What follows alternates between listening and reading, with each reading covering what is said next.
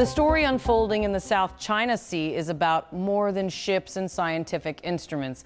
It is a contest over law and sovereignty, a test of influence, and a strategic calculation played out in public. What began as an allegation about marine research has quickly become a broader exchange. Legal claims, operational deployments, and the sort of careful posturing that, in the wrong moment, can spiral into something far more dangerous. Filipino authorities say they observed multiple vessels they identified as Chinese conducting marine scientific operations inside waters Manila regards as part of its exclusive economic zone. The Philippine Coast Guard described that activity as a breach of international maritime rules and invoked the protections and procedures found in the United Nations Convention on the Law of the Sea. In a statement that marked a clear shift in posture, the Coast Guard's leadership warned they would act to prevent unauthorized work. Admiral Ronnie Gil-Gavin's sigh, we will not tolerate any illegal marine scientific research conducted without our government's consent.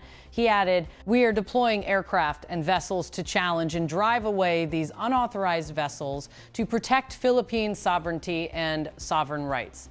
Those are not idle words. Those are not idle words. They signal operational intent.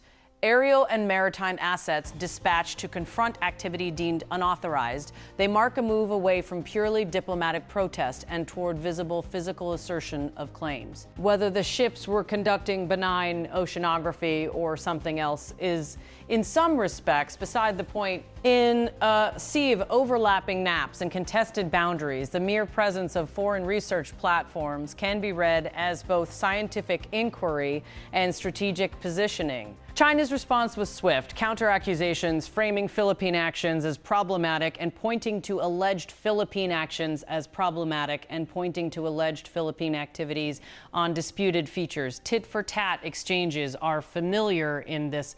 Patrol follows patrol. Both sides insist they're acting within their rights while denouncing the other. The pattern creates repetitive friction. Small incidents taken together trace a long-term intensification in the contest for presence and influence. To understand why a research vessel can look threatening, it helps to step back and look at what's at stake. The South China Sea is a maritime artery of global commerce, a vital conduit for energy and goods. It is one of the world's richest fishing grounds and a region long suspected of holding significant hydrocarbon and mineral resources. It is also a complex patchwork of sovereignty claims. Littoral states, including the Philippines, Vietnam, Malaysia, Brunei, Indonesia, and Taiwan, lay claim to portions of its waters and features, while China asserts extensive historical rights and maintains a permanent presence across wide areas. Legal frameworks matter here. For the Philippines, international law, including the 2016 arbitration ruling that rejected sweeping Chinese claims based on historical maps, is the legal foundation for its maritime entitlements. China does not accept that ruling and continues to assert what it describes as historical rights across large stretches of the sea. That legal divergence is more than academic. It is the fault line along which everyday operations, fisheries enforcement, scientific surveys, patrols, and construction become political and security flashpoints. Marine scientific research occupies a particularly ambiguous space. On paper, oceanography, seabed mapping, and environmental sampling are civilian activities that advance knowledge about currents, ecosystems, and resource distribution.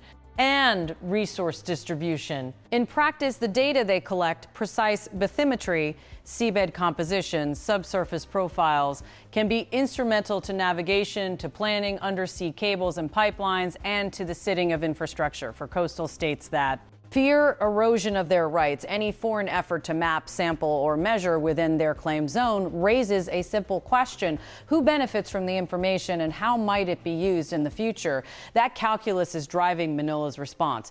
For a government seeking to protect maritime rights, the default is increasingly to insist on prior consent. The line is straightforward. Without express authorization, such activities are treated as unauthorized intrusions. The operational follow-through, aircraft and vessels sent to monitor, to intercept, to document, and if necessary, to drive away, is how that policy is enforced in real time. From Beijing's perspective, the pattern looks different. China emphasizes sovereignty and territorial integrity and has over recent years sustained a layered presence in contested areas through Coast Guard patrols, maritime militia activity, research missions, and naval deployments. Beijing describes many such operations as routine and necessary for protection and law enforcement. It watches regional military cooperation with wariness, joint exercises that bolster coordination among the Philippines and partner states are often seen by China as external intervention in regional dispute, a development watched closely for signs of expanding influence or operational reach. This episode arrives against a broader backdrop of heightened regional activity. Manila has been engaged in exercises and capacity building with partners aimed at strengthening maritime domain awareness and response capabilities. Those programs serve bilateral and multilateral objectives, improving interoperability, deterring miscalculation, and signaling commitment to the defense of territorial claims. For Beijing, those activities are another data point in a strategic calculus, heightening sensitivity to any external presence near disputed features. What follows from these converging behaviors is a narrowing of operational space when both sides increase the frequency and visibility of maritime activity. Encounters become more likely. Each patrol, each sortie, each research cruise is an opportunity for observation and for challenge. Each challenge produces a reactive movement by the other side, which in turn is interpreted as escalation. Over time, the maritime theater becomes not just a place for one-off incidents, but a continuous environment of low-level tension. The Philippine claim in this instance was not simply a diplomatic protest. It was accompanied by the deployment of assets intended to change the situation on the water. That operational choice comes with both risks and rationales. The risk is obvious. Close encounters at sea can lead to miscommunication, accidents, or deliberate provocation. The rationale is equally clear. Without demonstrable enforcement, declarations of sovereignty risk becoming words without consequence.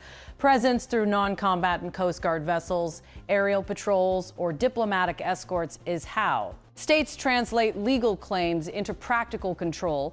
China's counter-accusations about Philippine activities on disputed features complicate the narrative and underline the reciprocal nature of the contest. Each side frames the other as the one that acts without regard for established rules, even as both insist they are upholding sovereignty and international law.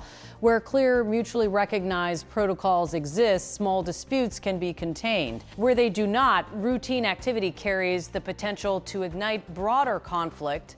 That is why many analysts and diplomats point to the value of communication channels and confidence-building measures. Hotlines between Coast Guard or naval commands, mutual notification protocols for research activity, and agreed standards for intercepts and shadowing can reduce risk. A code of conduct for the South China Sea, long discussed among regional actors, remains an aspiration precisely because it promises to translate general legal principles into operational behavior, but such instruments require political will and often involve lengthy, cumbersome negotiations, especially when the underlying territorial disagreements remain unresolved. The multiplicity of actors at sea adds to the complexity. National Coast Guards, naval vessels, research ships, private contractors, and maritime militia units can all be present in the same vicinity. Their differing mandates, rules of engagement, and command structures create